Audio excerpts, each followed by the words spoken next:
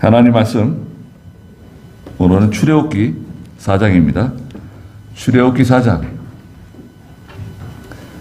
1절 말씀부터 20절 말씀까지 말씀을 보도록 하겠습니다. 출애굽기 4장 1절입니다. 모세가 대답하여 말하기를 그들이 저를 믿지 않고 저의 말을 듣지 않으며 여호와께서 저에게 나타나시지 않았다고 말할 것입니다. 하니 여호와께서 그에게 말씀하셨다. 네 손에 있는 것이 무엇이냐? 그가 대답하기를 지팡이입니다 하였다. 여호와께서 말씀하시기를 그것을 땅에 던져라 하심으로 모세가 그것을 땅에 던지니 그것이 뱀이 되었다. 모세가 그 앞에서 피함으로 여호와께서 모세에게 말씀하시기를 네 손을 내밀어 그 꼬리를 잡아라 하셨고 모세가 손을 내밀어 붙잡으니 그것이 그의 손에서 지팡이가 되었다. 여호와께서 말씀하셨다.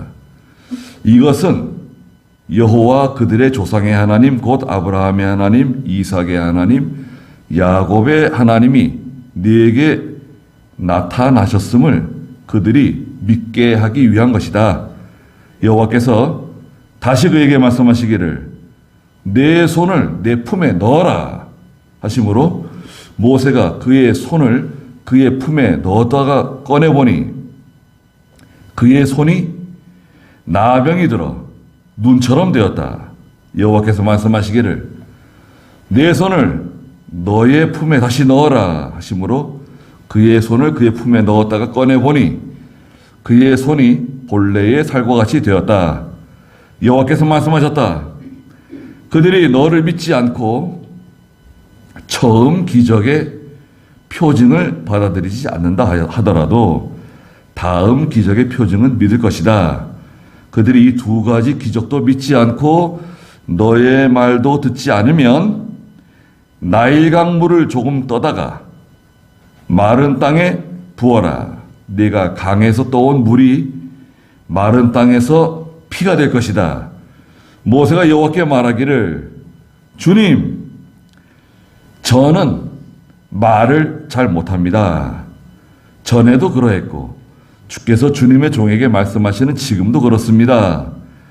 제가 입이 둔하고 혀가 무디기 때문입니다. 하니 여호와께서 그에게 대답하셨다. 아니 누가 사람의 입을 만들었으며 누가 말 못하는 자와 듣지 못하는 자와 보는 자와 보지 못하는 자를 만들었느냐? 나 여호와가 아니냐? 이제 가거라. 내가 내 입과 함께하며 내가 말할 것을 너에게 가르쳐 줄 것이다. 모세가 말하기를 주님 제발 빕니다. 보낼 만한 자를 보내소서 하니 여호와께서 모세에게 노하셔서 말씀하셨다. 레위 사람 내 형 아론이 있지 않느냐? 그가 말 잘하는 것을 내가 안다. 보아라. 마침 그가 너를 만나러 나오니 그가 너를 보면 그의 마음이 기쁠 것이다. 네가 그에게 말하고 그 입에 할 말을 주어라. 내가 너의 입과 그의 입에 함께하여 너희가 해야 할 것을 가르치겠다. 그가 너를 대신하여 백성에게 말할 것이니 그는 너의 입이 되고 너는 그에게 하나님같이 될 것이다. 이 지팡이를 내 손에 잡고 이곳으로 표적들을 행하여라. 모세가 그의 장인 이드로에게 돌아가서 그에게 말하기를 제가 이집트에 있는 제 형제들에게 돌아가서 그들이 아직 살아있는지 보려고 하니 가게 해 주십시오 하니 이드로가 모세에게 평안히 가라 말했다. 여호와께서 미디안에서 모세에게 말씀하시기를 이집트로 돌아가거라. 네 생명을 노리던 사람들이 모두 죽었다 하심으로 모세가 그의 아내와 아들들을 나귀에 태우고 이집트로 돌아가는데 그의 손에는 하나님의 지팡이를 가지고 있었다. 그랬습니다. 네. 오늘 제목은 출애굽기 4장 1절부터 20절인데요. 이제 가거라. 내가 내 입과 함께 할 것이다. 라고 말씀하신 12절 말씀입니다. 이제 가거라. 내가 내 입과 함께 하며 내가 말할 것을 너에게 가르쳐 줄 것이다. 하나님께서 모세에게 말씀하셨습니다. 모세가 나오죠. 모세. 물에서 건졌다, 건져냈다는 뜻이죠. 모세라는 뜻인데요. 이름. 모세는 40년 동안 이집트 바로의 궁전에서 공주의 아들로 자랐어요. 양자가 되어가지고 40년 동안 왕궁에서 모든 것을 다 배웠습니다.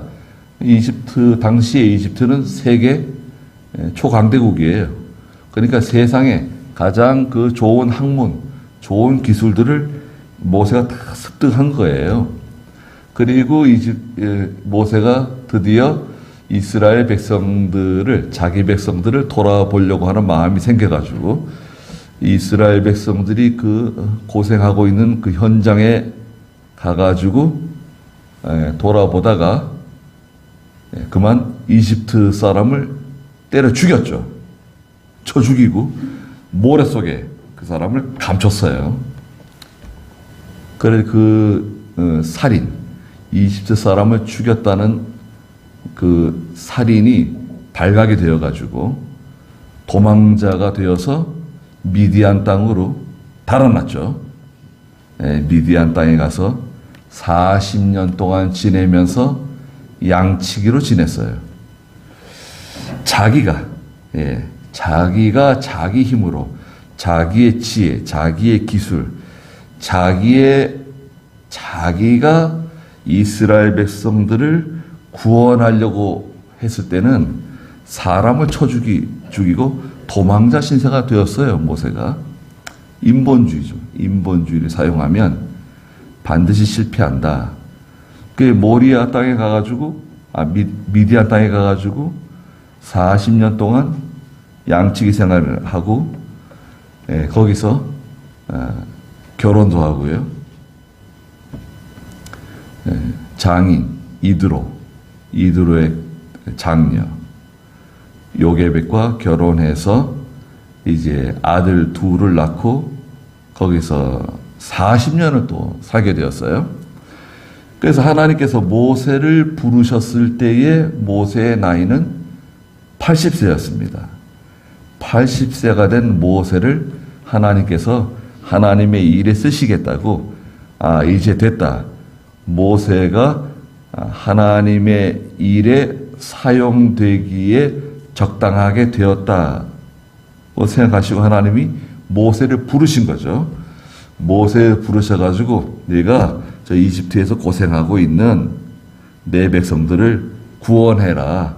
네가 인도자가 되어서 그들을 해방시켜 주라고 하나님께서 모세를 부르셨어요.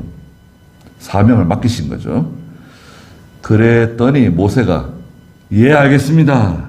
제가 하나님 명령 받들어서 이 일을 감당하겠습니다. 그렇게 순순히 순종했으면 참 좋았을 텐데 모세가요 자기 힘으로 이스라엘 백성들을 구원하려고 할 때는 사람을 때려 죽이는 살인자가 되었는데 40년 동안 미디안 땅에서 고생하며 하나님의 연단을 받은 모세는 자기는 도저히 이 일을 감당할 수 없는 사람이라고, 자격이 안 되는 사람이라고, 나는 할 수 없는 사람이라고 말했어요. 그것도 한 7번 얘기했어요. 3장 11절에 보시면 모세가 하나님께 말하기를 아니 제가 누구이기에 바로에게 가며 이스라엘 자손을 이집트에서 인도해 내겠습니까? 저 같은 사람이 어떻게 그런 일을 하겠습니까? 거절했어요. 아니 하나님께서 명령하시는데 거절.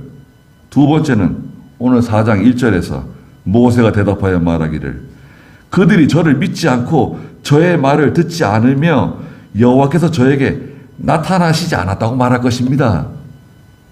저는 말을 잘 못하는 사람입니다. 하나님, 저는 이 일을 할 수 없는 사람입니다. 은근히 거절했어요. 세 번째, 오늘 4장 10절에서도 모세가 여호와께 말하기를 주님, 저는 말을 잘하지 못합니다. 전에도 그랬고 지금도 저는 입이 둔해가지고 말을 잘 못하는 사람입니다. 예, 제가 이집트 말도 다 잊어버렸고요. 유다 백성들, 이스라엘 백성들 쓰는 히브리 말도 다 잊어버렸습니다. 40년이 지났습니다. 제가 어떻게 그들을 설득할 수 있겠습니까? 예, 하나님께서 부르시는데도 은근히 거절했습니다. 세 번째죠. 네 번째는 4장 13절에 모세가 또 말하기를 주님, 제발 빕니다. 보낼 만한 사람을 보내십시오. 보낼 만한 자를 보내십시오. 저는 자격이 안 되는 사람입니다. 저 사람이 어떻게 일을 하겠습니까? 하나님, 보낼 만한 사람을 보내주십시오. 그리고 다섯 번째는 6장 12절에 모세가 여호와 앞에서 말했습니다. 보소서, 이스라엘 자손도 제 말을 듣지 않는데, 예? 하나님, 저 이스라엘 백성도 제 말을 듣지 않는데, 어떻게 바로가 제 말을 듣겠습니까? 저는 입술이 둔하여 말을 잘 하지 못하는 사람입니다. 그러면 또 거절했어요. 그리고 6장 30절에서도 모세가 여호와께 말했는데요. 보소서, 저는 입술이 둔한 자입니다. 바로가 어떻게 제 말을 듣겠습니까? 그러면서 하나님의 명령을 은근히 거절했습니다. 그러니까 이게 잘한 건가요? 모세는 어떻게 잘한 것 같습니까? 하나님께서 말씀하실 때, 예, 알겠습니다. 예, 그렇게 하겠습니다. 하나님께서 말씀하시는 것이 다 옳습니다. 그렇게 했더라고 하면 참 좋겠는데, 어떻습니까? 예, 하나님의 말씀을 순종하려면 전제가 있어요. 전제. 하나님의 말씀을 순종하는 사람의 특징이 있는데 그 사람은 온유한 사람이에요. 온유하고 겸손한 사람입니다. 온유하고 겸손해야만 하나님의 말씀을 순종할 수가 있어요. 순종하는 사람은 온유하고 겸손해서 그래요. 아무리 겉으로 참 온유하고 겸손하고 참 순수한 사람인 것 같아도 순종하지 않잖아요. 여러분, 그 사람은 완고해서 그래요. 완고한 사람이 교만해서 그런 거예요. 저분이 어떻게 교만한 사람입니까? 저분은 참 순수하고 착하시고 얼마나 온유한 사람인데요. 예, 순종하지 못하는 이유는 온유하고 겸손하지 못하기 때문에 순종하지 못하는 겁니다. 여러분, 내 자신을 돌아보세요. 우리는 순종 잘하는 사람입니까? 어떻게 생각하십니까? 민수기 12장 3절에 하나님께서 모세를 칭찬하신 내용이 나와요. 민수기 12장 3절에 이 세상 사람들 중에 가장 온유한 사람이 이 모세라고 그러셨어요. 민수기 12장 3절 읽어보시겠어요? 이 사람 모세는 지면에 있는 어떤 사람보다도 더욱 온유하였다. 이 사람 모세 봐라. 이 모세가 지면에 있는 어떤 사람보다도 더욱 온유한 사람이다. 하나님이 인정해 주셨어요. 그런데 왜 순종 안 합니까? 모세가 이렇게 온유한 사람인데 왜 이렇게 순종 안 하는 겁니까? 그렇게 말할 수도 있겠죠. 이것은 모세가 온유하지 않아서 순종하지 않은 게 아니라 모세는 진심으로 진정으로 자기는 자격이 안 되는 사람이라고 생각한 거예요. 하나님, 저는 자격이 안 되는 사람입니다. 저는 할 수 없는 사람입니다. 하나님, 어떻게 저 같은 사람에게 이런 큰 일을 맡기십니까? 근데 40년 전에 그 모세는 어떤 모세였죠? 나는 다 할 수 있다. 나야말로 이런 일을 하기에 적합한 재경인 사람이다. 나 말고 누가 이런 일을 할 수 있겠는가? 이렇게 생각했어요. 근데 보통 사람들은 야, 저 사람 자신만만하고 패기가 있고 저런 사람을 써야지. 그 사람을 쓸 수 있어요. 예. 근데 하나님께서는 그런 모세를 쓰시지 않으셨어요. 예. 저는 할 수 없습니다, 하나님. 저는 부족한 사람입니다. 저는 지혜가 없는 사람입니다. 능력이 없는 사람입니다. 저는 도저히 할 수 없는 사람입니다. 그럴 때 하나님께서 모세를 부르신 거예요. 야, 모세야. 됐어. 야, 이제 됐다. 됐어, 이제. 자, 이제 내가 보내는 곳에 가고, 그게 첫째죠. 하나님의 종, 하나님의 선지자, 하나님께서 세운 사람이 해야 할 일은 첫째가 뭡니까? 하나님께서 보내시는 곳에 가는 거예요. 가라고 하는 곳에 가고, 두 번째는 뭐냐? 하나님께서 주시는 말씀, 하나님께서 하라고 하시는 그 말씀대로 하면 돼요. 전하면 돼요. 다른 말 할 거 없어요. 뭐 말을 잘하고 못하고 무슨 수사적인 무슨 아주 매력적인 말, 아름다운 말 하지 말고 바울이 말한 것처럼 나는 복음을 전할 때 아름다운 말로 전하는 게 아니다. 하나님 말씀 그대로 전하면 돼요. 그게 듣는 사람에게는 좀 부담스러운 말씀일 수도 있고 좀 이렇게 거슬리는 말씀일 수도 있어요. 여러분, 우리 죄 많은 사람이 하나님 말씀을 들을 때 부담스럽습니다. 여러분, 우리 사람이 죄 많은 우리가 하나님의 말씀을 들을 때 부담스럽지 않다? 그럼 오히려 이상한 거죠. 하나님의 말씀을 들을 때 엄청 부담스럽습니다. 또 하나님의 말씀을 들을 때 그 왠지 말씀의 가책을 받고 죄책감을 느끼고 하나님의 말씀을 들을 때 아파요. 예, 아파요. 말씀이 채찍이 되어가지고 나를 때려요. 그렇지 않은 사람이 아무도 없습니다. 나만 그런 게 아니에요. 우리는 하나님의 말씀을 들을 때 매를 맞는 거예요. 책망을 받는 거예요. 그 일을 하라는 거예요. 모세에게. 너는 그 일만 하면 된다. 자, 말씀을 볼까요? 1절 한번 읽어보시겠어요? 모세가 대답하여 말하기를 그들이 저를 믿지 않고 저의 말을 듣지 않으며 여호와께서 저에게 나타나시지 않았다고 말할 것입니다 하니 여호와께서 그에게 말씀하셨다. 내 손에 있는 것이 무엇이냐? 그가 대답하기를 지팡이입니다 하였다. 여호와께서 말씀하시기를 그것을 땅에 던져라 하시므로 모세가 그것을 땅에 던지니 그것이 뱀이 되었다. 모세가 그 앞에서 피함으로 여호와께서 모세에게 말씀하시기를 내 손을 내밀어 그 꼬리를 잡아라 하셨고 모세가 손을 내밀어 붙잡으니 그것이 그의 손에서 지팡이가 되었다. 네, 하나님께서 모세가 그들이 저를 믿지 않고 저의 말을 듣지 않으며 여호와께서 저에게 나타나지 않았다. 그렇게 말할 것입니다. 제가 이스라엘 백성들 저 이집트에서 고생하고 수고하고 있는 저희 종살이하고 이집트에 있는 이스라엘 백성들 히브리 사람들에게 가가지고 말하면 저를 인정하지 않을 겁니다. 제가 말하는 것을 듣지 않을 겁니다.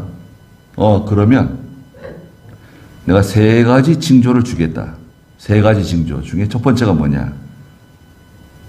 2절에 보니까 여호와께서 그에게 말씀하셨다. 모세야, 내 손에 있는 것이 무엇이냐? 그러니까 모세가 뭐라 그랬습니까? 지팡이입니다. 모세가 손에 들고 지팡이가 제 손에 있습니다. 그래. 3절에 여호와께서 말씀하시기를 그것을 땅에 던져라. 지팡이를 땅에 던지라. 그러니까 모세가 그것을 땅에 던졌어요.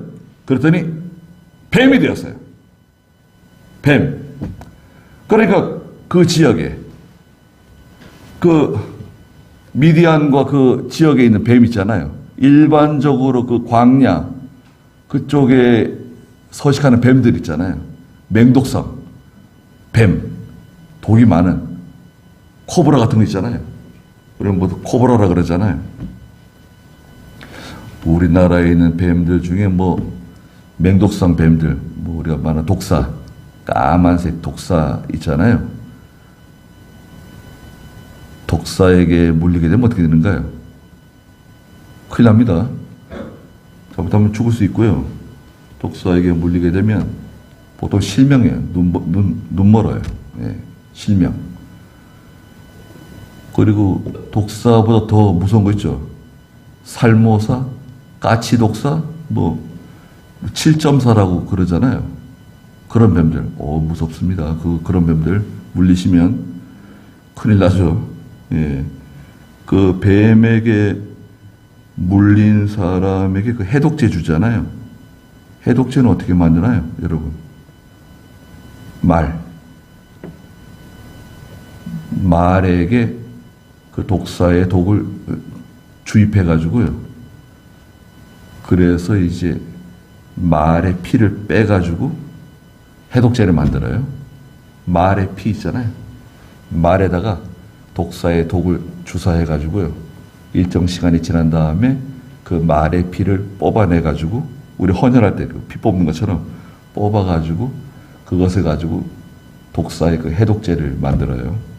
그 말이 유용한 동물입니다. 말의 피가 어떤 효능이 있는지 그 말의 피 가지고 이제 해독제 만듭니다. 자, 모세의 손에 있을 때 모세의 손에 있는 그 지팡이는 하나님의 지팡이예요. 17절에 보니까 17절에 뭐라 그랬습니까? 이 지팡이는 능력의 지팡이. 이 지팡이를 내 손에 잡고 이것으로 표적을 행하여라. 능력의 지팡이. 또 이 지팡이는 20절에 하나님의 지팡이라 그랬어요. 여러분, 하나님의 종에게 붙들려 있는 사람, 하나님의 종의 인도를 잘 받는 사람, 물론 그 종이 순수한 하나님의 참 종이어야 되겠죠. 하나님의 종에게 인도를 잘 받고 그 종에게 붙들려 있는 사람은 능력의 지팡이와 같이 하나님의 일에 쓰임 받을 수 있다는 거예요. 그런데 모세의 손을 떠난 그 지팡이, 모세의 손에서 떠난 그 지팡이는 뱀, 마귀의 종로로 탄다는 거예요. 마귀 노릇한다는 거예요. 그것이 뱀이 되는 거예요. 모세가 그것을 땅에 던지니까 그것이 뱀이 되었다. 모세가 그 앞에서 피했어요. 깜짝 놀란 거죠. 지팡이를 집어넣었더니 뱀이 되어가지고 모세에게 막 달려들려 그러는 거예요. 깜짝 놀란 거죠. 그러니까 4절에 여호와께서 모세에게 말씀하시기를, 야 모세야, 손을 내밀어서 그 뱀의 꼬리를 붙잡으라는 거예요. 뱀의 꼬리를 잡아라. 그러니까 모세가 손을 내밀어서 뱀의 꼬리를 탁 붙잡으니까 그것이 다시 모세의 손에서 지팡이가 되었어요. 꼬리를 붙잡는 건 뭘까요? 꼬리를 붙잡는 거. 뱀 노릇하는 사람이 있는데 저 뱀이에요. 독사예요. 사람에게 손해를 끼치고 교회에게 손해를 끼치고 아주 뱀 노릇을 사는, 모세의 손에 붙잡히지 않은 저 뱀이 있어요. 그 뱀을 붙잡는 방법은 뭐냐? 어디 잡으라고요? 꼬리를 붙잡으래. 꼬리. 뱀의 꼬리를 붙잡으라는 거예요. 그 뱀을 잘 다루는 사람들이 보통 뱀 꼬리를 붙잡죠. 예. 뱀 꼬리를 딱 붙잡으면 뱀이 그 사람을 물기 힘들어요. 뱀의 꼬리를 붙잡는 것은 하나님의 사랑을 가지고, 예수 그리스도의 사랑을 가지고 그 사람을 인도하라는 거예요. 사랑이 사랑. 꼬리를 붙잡는 것은 뭐라고요? 사랑이다, 사랑. 사랑으로 그 사람을 잘 인도하라는 거예요. 그러면 그 사람이 다시 모세의 손에 붙잡히고 능력의 지팡이, 하나님의 지팡이 역할을 할 수 있다. 사랑으로 그 사람을 붙잡는 겁니다. 사랑의 줄로 붙잡는다 그러셨죠. 예수님께서도 우리를 예수님께서, 하나님께서 사랑의 끈으로 우리를 붙잡으세요. 자, 그래서 손을 내밀어서 뱀의 꼬리를 딱 붙잡았어요. 그러니까 다시 원래대로 지팡이로 돌아왔습니다. 이것이 첫 번째 징표예요. 내가 너를 보낸 첫 번째 징표. 지팡이를 땅에 던지면 뱀이 되고 꼬리를 붙잡으면 다시 지팡이로 돌아오는 거예요. 5절에 여호와께서 말씀하셨다. 이것은 여호와 그들의 조상의 하나님 곧 아브라함의 하나님, 이삭의 하나님, 야곱의 하나님이 내게 나타나셨음을 그들이 믿게 하기 위한 것이다. 믿음을 주기 위해서 하나님이 보내셨다는 증거다. 아브라함의 하나님, 이삭의 하나님, 야곱의 하나님이라고 하는 이 표현은 살아계신 하나님이라는 뜻이에요. 살아계신 하나님께서 나를 너희에게 보내셨다. 6절에 여호와께서 다시 그에게 말씀하셨습니다. 6절 읽어보시겠어요? 여호와께서 다시 그에게 말씀하시기를 내 손을 내 품에 넣어라 하시므로 모세가 그의 손을 그의 품에 넣었다가 꺼내보니 그의 손이 나병들어 눈처럼 되었다.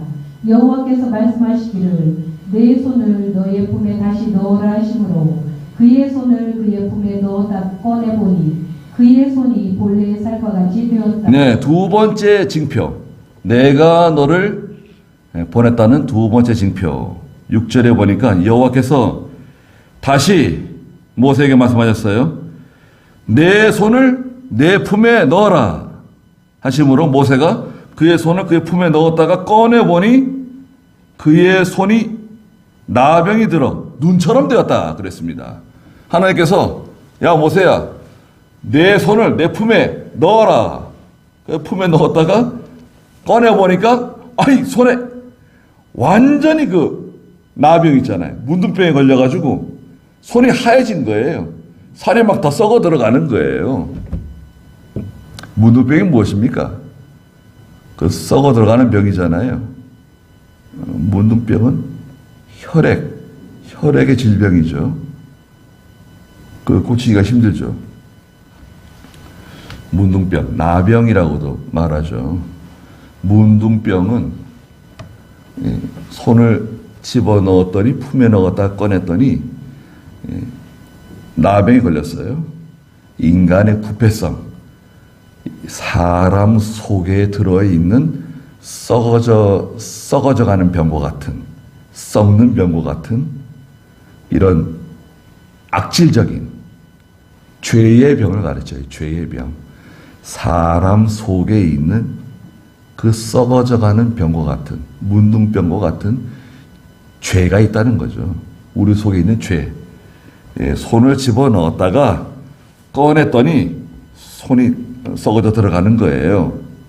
그리고 하나님께서 7절에 여호와께서 말씀하시기를 내 손을 너의 품에 다시 넣어라 하심으로 그의 손을 그의 품에 넣었다가 꺼내보니 그의 손이 본래의 살과 같이 되었다. 자, 첫 번째, 자 보세요. 손을 품에 넣었다가 꺼내보니 문둥병에 걸렸어요. 나병이 걸렸어요. 그것은 뭐라 그랬죠?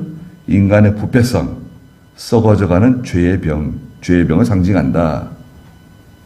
인간의 의는 썩어져가는 더러운 옷과 같다고 말씀하셨는데, 두 번째는 하나님의 명령을 순종할 때, 여러분 보세요. 내가 하나님의 명령을 순종하여 믿음으로 살아갈 때에 고난이 있을 수 있다. 어려운 일이 있을 수 있다. 마치 실패한 것처럼 보여질 수도 있다는 거예요. 자 보세요. 내가 믿음으로 하고 하나님 말씀대로 순종하고 바른 길을 걸어가는데, 그런데 마치 실패한 것처럼 어려운 일이 닥칠 수 있어요. 고난이 닥칠 수 있어요. 아니 내가 하나님 말씀 순종하는데 왜 이렇게 하나님 말씀 순종했더니 아니 손이 문둥병 걸렸어. 나병 걸렸어요. 야 내가 이거 하나님 말씀 순종했더니 이런 일을 만났네. 내가 교회 나갔더니 이런 일을 만났네. 교회 나가지 말라는 건가 보다. 교회 나갔더니 손자가 사고가 났네. 내가 예수 믿었더니 아들이 병원에 입원했네. 네. 어떤 분들이 예수 믿으면요, 갑자기 집에서 이상한 일들이 벌어집니다. 뭐 예수 믿은 것도 아니죠. 교회에 나갔는데 아니 갑자기 뭐 집에서 여러 가지 일들이 막 생기는 거예요. 뭐 손자가 뭐 병원에 입원했다는 둥, 뭐 아들이 뭐 다쳤다는 둥. 아니 왜 갑자기 이런 일이 생겼지? 예? 그래서 뭐 점쟁이한테도 물어봅니다. 왜 이런 일이 생겼을까요? 요즘 뭐 교회 나갔냐고 물어보죠. 교회 나갔냐고. 그럼 이제 요번에 교회 나가기 시작했죠. 교회 나가서 그런 거라고.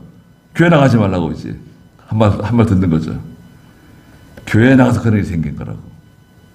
교회 딱 끊는 거예요. 예수 믿지 않다가 예배당에 나오기만 해도요, 전에 없었던 이상한 일들이 자꾸 생기죠. 네. 또 우리도 믿음으로 바로 하지 않다가, 내가 예수는 믿지만 믿음으로 바로 하지 않다가 저 믿음으로 뭐 하나 바로 하려고 순종하려고 하면, 아니 전에 경험해 보지 못했던, 전에 없었던 일들이 자꾸 생겨요. 이상한 일들이 생겨요. 아니 내가 하나님 말씀대로 믿음으로 살려고 하는데 왜 자꾸 이상한 일이 생기지? 이렇게 어려운 일이 자꾸 생기는 거지? 거기서 멈추시면 안 됩니다. 거기서 멈추시면 안 돼요. 왜 멈추면 안 되느냐? 하나님이 모세에게 뭐라고 말씀하셨습니까? 7절에 야 모세야, 내 손을 품에 다시 넣어라. 하나님의 말씀을 또 순종하고 나가야 돼요. 다시 손을 집어넣었다가 꺼냈더니 어떻게 되었죠? 원래대로 돌아왔어요. 하나님의 말씀 끝까지 순종해 나가면 하나님께서 다 원상 회복시켜 주시고 더 잘되게 해주세요. 하나님의 말씀 순종할 때 여러분 잘 한번 해보세요. 내가 순종하지 못하던 그 말씀을 내가 순종하잖아요. 온전하고 겸손한 마음으로 순종하는 거예요. 그냥 하는 거예요. 예. 뭐 대단한 거 아닙니다. 하나님 말씀 순종하는 거 대단한 거 아니에요. 그냥 하면 되는 거예요. 그냥 하는 게 쉽지 않죠. 그냥 하면 되는 겁니다. 순종하잖아요. 그러면 뜻밖의 어려운 일이 생길 수 있어요. 아니 내가 하나님 말씀 순종하고 믿음으로 사는데 왜 이런 일이 생기는 거지? 그때 이 출애굽기 4장 말씀을 생각하셔야 됩니다. 출애굽기 4장에서 하나님께서 다시 내 손을 품에 나갔다가 꺼내라. 다시 순종하는 게 있어요? 또 순종하는 게 있어요? 또 순종하면 돼요. 또 순종하고 나가면 하나님께서 원상 회복시켜 주시고 그 손해본 거 다 갚아주시고 더 잘되게 해주세요. 자, 다시 품에 넣었다 꺼냈더니 어떻게 됐죠? 그의 손이 원래대로 본래의 살과 같이 되었다. 원래대로 돌아오는 겁니다. 하나님 말씀 순종하는 거. 베드로전서 1장 22절에 순종하는 거에 대해서 말씀하셨는데요. 베드로전서 1장 22절 읽어보시겠어요? 너희가 진리를 순종함으로 너희 영혼을 깨끗하게 하여 거짓 없이 형제를 사랑하기에 이르렀으니 정결한 마음으로 서로 뜨겁게 사랑하여라. 네. 너희가 진리를 순종함으로 너희 영혼을 깨끗하게 하여. 진리를 순종하면 깨끗해집니다. 거짓 없이 형제를 사랑하기에 이르렀으니, 형제를 사랑하는 것은 어떤 조건 가지고 사랑하는 게 아닙니다. 그냥 무조건 사랑하는 거지, 조건을 가지고 사랑하는 거 아니에요. 거짓 없이 형제를 사랑하면 정결한 마음으로 서로 뜨겁게 사랑하여라. 깨끗한 양심, 깨끗한 마음으로 사랑하는 겁니다. 사랑에 무슨 조건이 있나요? 사랑에 무슨 조건이 있다고 하면 그것은 이제 인간적인 사랑이죠. 인간적인 사랑. 또 에로스적인 사랑, 이성적인 사랑도 마찬가지예요. 하나님을 향한 사랑, 아가페적인 사랑이 있어요. 하나님을 향한 사랑, 아가페적인 사랑, 희생하는 사랑, 하나님께서 우리를 사랑하시는 사랑처럼, 예수님이 우리를 사랑하는 것처럼, 그 외에 다른 사랑들 있잖아요. 그건 다 인간적인 사랑이, 세상에 속한 사랑이에요. 세상에 속한 사랑은 그 뭐 자꾸 조건을 달아요. 예, 무슨 약속을 자꾸 달아요. 약속을 해야 그렇게 되는 거예요. 조건을 충족시켜야 그렇게 되는 거예요. 그거를 또 세상에서 사랑이라 그래요. 예, 부모와 자녀 간의 사랑도 그렇고, 부모와 자녀 간의 사랑도 조건 없는 사랑처럼 보이지만 사실은 거기에도 조건이 있어요. 네. 희생적인 사랑이지만 인간적인 사랑, 예, 조건 없이 사랑하고 긍휼히 여기는 겁니다. 자, 그래서 이제 8절에 여호와께서 말씀하셨어요. 그들이 너를 믿지 않고 처음의 기적, 그 지팡이를 땅에 던졌더니 뱀이 되는, 꼬리를 붙잡았더니 지팡이로 돌아오는 처음 기적의 표징을 받아들이지 않는다 하더라도 두 번째 기적의 표징은 믿을 것이다. 손을 품에 넣었다가 꺼냈더니 문둥병, 나병에 걸리고 다시 집어넣었다가 꺼냈더니 원래대로 돌아오는 표징이죠. 하나님이 너를 보낸 표징이다. 그것도 믿지 않으면, 자, 세 번째 표징이 있다. 9절 읽어보시겠어요? 그들이 이 두 가지 기적도 믿지 않고 너의 말도 듣지 않으며 나일 강물을 조금 떠다가 마른 땅에 부어라. 내가 강에서 떠온 물이 마른 땅에서 피가 될 것이다. 모세가 여호와께 말하기를, 주님, 저는 말을 잘하지 못합니다. 전에도 그러했고 주께서 주님의 종에게 말씀하시는 지금도 그렇습니다. 제가 입이 둔하고 혀가 무디기 때문입니다 하니 여호와께서 그에게 대답하셨다. 누가 사람의 입을 만들었으며 누가 말 못하는 자와 듣지 못하는 자와 보는 자와 보지 못하는 자를 만들었느냐? 나 여호와가 아니냐? 네. 자, 세 번째 표징. 앞에 두 가지 표징을 믿지 않았어도 이 세 번째 표징은 아마 믿을 것이다. 내가 너를 보냈다는 증거를 그들이 받아들일 것이다. 9절에 말씀하셨는데, 나일강 물을 조금 떠다가 마른 땅에 부어라. 네가 강에서 떠온 물이 마른 땅에서 피가 될 것이다. 나일강이 옆에 있는데 나일강에 가가지고 물을 좀 떠가지고 와서 그 사람들이 있는 곳에서, 이스라엘 백성들이 있는 곳에서 땅에서 부어라. 그러면 그 물이 그 마른 땅에서 피가 될 것이다. 자, 이건 뭔가요? 하나님의 세계는 변화를 가져오는 세계라는 거예요. 하나님의 세계는 생명의 변화, 능력의 변화, 물이 피가 되고 물이 포도주가 되는 변화가 있는 세계다. 하나님의 세계는 변화가 있습니다. 사람이 변해요. 말도 변하고 그 사람의 태도도 변하고 얼굴도 변하고 표정도 변하고 다 변해요. 생각하는 것도 변하고 마음도 변하고 다 변합니다. 하나님의 세계는 변화의 세계라는 거예요. 하나님의 세계는 변화를 주는, 사망에서 생명으로, 어두움에서 빛으로, 광명으로 변합니다. 앞에 두 가지 표징을 믿지 않고 받아들이지 않았어도 이 세 번째 표징은 받아들일 거다. 하나님이, 야, 이 모세라고 하는 사람을 하나님이 보내신 사람이로구나, 믿을 거야, 알려주셨어요. 이 세 가지 표징. 그랬는데도 모세가 하나님께 뭐라 그럽니까? 10절에 아, 주님, 저는 말을 잘 못합니다. 전에도 제가 말을 잘 못했고요, 지금도 말을 잘 못합니다. 그러니까 하나님, 저는 입이 둔하고 혀가 무딘 사람입니다. 좀 보낼 만한 사람을 보내십시오. 그러니까 하나님께서 모세에게 뭐라 그러셨습니까? 11절에 야, 누가 사람의 입을 만들었느냐? 누가 말 못하는 자, 듣지 못하는 자, 보는 자, 보지 못하는 자, 누가 만들었느냐? 내가 만든 거 아니냐? 자, 보세요. 말 잘하는 사람, 말 못하는 사람, 듣는 사람, 듣지 못하는 사람, 보는 사람, 보지 못하는 사람, 누가 만드신 거죠?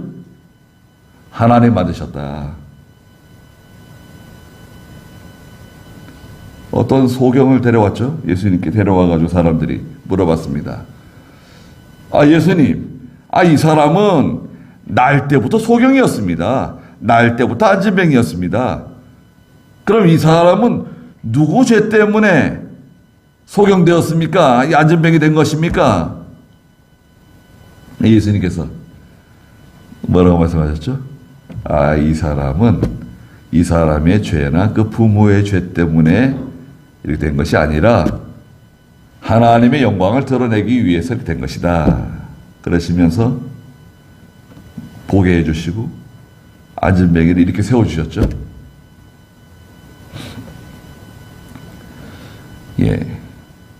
눈이 있어도 보지 못하는 사람들이 있어요. 영적 소경된 사람들, 영적 귀머거리 사람들, 영적 안진뱅이 사람들. 예수 믿지 않고 하나님을 발견하지 못한 사람들은 다 이와 같은 사람들이에요. 영적 소경, 영적 귀머거리, 영적 안진뱅이들. 그 사람들을 이렇게 세우는 거예요. 그 사람들을 건져내는 거예요. 누가 그런 사람들 만들었느냐? 내가 아니냐? 말씀하시면서 12절에 이제 가거라. 내가 내 입과 함께하며 내가 말할 것을 너에게 가르쳐 줄 것이다. 두 가지죠. 첫째는 뭐냐? 내가 내 입에 함께하겠다. 내가 너와 함께해 주겠다. 하나님 우리에게 약속하시는 게 뭐냐면 하나님 말씀 순종해 나가잖아요. 여러분, 저와 여러분이 하나님 말씀 순종해 나가면 첫째는 하나님이 나와 함께 하세요. 나와 함께 해주세요. 두 번째는 뭐죠? 네가 말할 것을 너에게 가르쳐 줄 것이다. 네가 말할 것, 내가 어떻게 해야 할 것, 내가 어디로 가야 될지 알려주겠다는 거예요. 가르쳐 주겠다는 거예요. 그런데 조건이 뭐죠? 순종입니다. 순종. 순종하면 내가 너와 함께 해주고 내가 너에게 가르쳐 주겠다는 거예요. 알려주겠다는 겁니다. 순종하면 좋겠죠? 근데 순종이 잘 안 되죠. 순종의 조건이 뭐라 그랬습니까? 순종의 조건은 온유와 겸손이다. 온유, 겸손. 온유하고 겸손하지 않으면 순종이 안 돼요. 순종하는 사람은 온유하고 겸손해서 순종하는 거예요. 그 사람이 아무리 선하고 착하고 양심적인 것 같고 선한 일을 많이 하는 것 같아도 하나님 말씀을 순종하지 않는 사람은 완고한 사람이고 또한 교만한 사람이에요. 우리 자신을 보세요. 여러분 자신을 보세요. 내가 하나님 말씀 잘 순종하는 사람이라고 하면 나는 온유하고 겸손한 사람이지만 내가 아무리 온유하고 겸손한 것 같아도 내가 하나님 말씀대로 잘 순종하지 못하고 하나님 말씀에 굴복하지 못하는 사람이라고 하면 나는 교만한 사람이에요. 완고한 사람이에요. 그건 내 겉으로 드러난 태도를 가지고 판단하는 게 아니에요. 하나님께서는 사람을 외모로 판단하지 않으시고 뭘 보시죠? 그 사람의 중심을 보시는 거죠. 13절 읽어보세요. 모세가 말하기를 주님 제발 빕니다. 보낼 만한 자를 보내소서 하니 여호와께서 모세에게 노하셔서 말씀하셨다. 레위 사람 내 형 아론이 있지 않느냐? 그가 말 잘하는 것을 내가 안다. 보아라, 마침 그가 너를 만나러 나오니 그가 너를 보면 그의 마음이 기쁠 것이다. 하나님께서 형, 모세의 형 아론을 붙여주시겠다는 거예요. 아론이 말을 잘하는 사람인 것 같아요. 말을 조리 있게 말을 잘하. 또 그 이집트 사람들의 말도 아주 유창하게 잘하는 거죠. 아론이 통역하면 된다. 아론이 네 통역자가 되는 거야. 아론을 보내주겠다, 붙여주겠다. 15절에 읽어보세요. 네가 그에게 말하고 그 입에 할 말을 주어라. 내가 너의 입과 그의 입에 함께하여 너희가 해야 할 것을 가르치겠다. 그가 너를 대신하여 백성에게 말할 것이니 그는 너의 입이 되고 너는 그에게 하나님같이 될 것이다. 이 지팡이를 내 손에 잡고 이것으로 표적들을 행하여라. 네, 아론을 데려가고 그 다음에 지팡이 가져가라는 거예요. 18절. 모세가 그의 장인 이드로에게 돌아가서 그에게 말하기를 제가 이집트에 있는 제 형들에게 돌아가서 그들이 아직 살아있는지 보려고 하니 가게 해주십시오 하니 이드로가 모세에게 평안히 가라 말했다. 여호와께서 미디안에서 모세에게 말씀하시기를 이집트로 돌아가거라.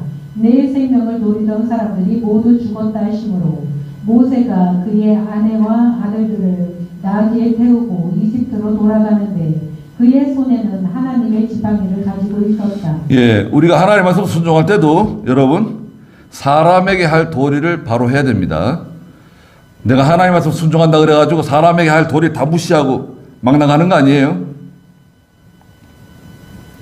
부모에게 할 도리가 있고 또 모세의 장인 이드로에게 이드로가 지금까지 40년 동안 모세를 영접해가지고 자기 딸도 줘가지고 사위 삼아주고 모세를 지금까지 함께 있도록 해줬잖아요. 40년 동안 그 이드로에게 찾아가서 장인에게 가서 제가 이집트에서 고생하고 있는 제 백성들을 돌아봐야겠습니다. 하나님께서 돌아가라고 말씀하셨습니다. 돌아가도록 허락해 주십시오. 물론 이드로가 허락하지 않아도 가야 되겠지만 사람에게 할 도리도 바로 해야 된다. 예수 믿는 사람이 부모에게 해야 할 도리, 형제에게 해야 할 도리, 사람에게 해야 할 도리 바로 하고 하나님 섬기는 겁니다. 사람에게 할 도리 무시하고 난 하나님에게만 바로 한다. 그러면 안 되죠. 그게 뭐예요? 사람에게도 바로 해야 됩니다. 물론 믿음을 양보하지 말고 믿음 양보하라는 게 아니라 하나님의 명령을 순종할 때 사람에게 할 도리도 바로 하고 하나님의 뜻을 순종해 나가야 된다. 이 점을 우리가 무시하면 안 됩니다. 꼭 기억해야 됩니다. 그래서 모세가 해야 할 일은 하나님 명령 순종해 나가는 건데 하나님께서 주시는 세 가지 징표 있었죠? 첫 번째 징표는 뭡니까? 지팡이. 모세 손에 있는 지팡이 가지고 나갈 것. 모세의 손에서 벗어난 지팡이는 뱀이 된다. 그 꼬리를 붙잡으면 다시 지팡이가 된다. 꼬리를 붙잡는 것은 사랑으로 그 사람을 붙잡는 거다. 두 번째 징표가 뭐죠? 손을 품에 넣었더니 문둥병이 걸렸어요. 하나님 말씀 순종할 때 어려운 일 만날 수 있어요. 고난 만날 수 있어요. 그러나 하나님의 명령 다시 순종했더니 원래대로 돌아왔어요. 회복시켜 주세요. 그리고 더 잘되게 해주세요. 반드시 하나님께서 갚아주세요. 세 번째 징표가 뭐죠? 나의 강물을 떠다가 땅에 부으라는 거죠. 물을 땅에 부었더니 그것이 피가 되는 거예요. 하나님의 세계는 변화의 세계다. 하나님의 세계에 들어오면 변화된다. 능력 있고 생명 있는 변화가 나타난다는 것을 우리에게 알려주셨습니다. 기도하겠습니다. 우리 주 예수 그리스도의 크신 은혜와 하나님 아버지의 무한하신 사랑하심과 성령의 감화하시고 감동하시는 은혜의 역사가 살아가는 모든 성도들과 믿음의 가정들과 믿음의 자녀들에게 항상 계시기를 축원하옵나이다. 아멘.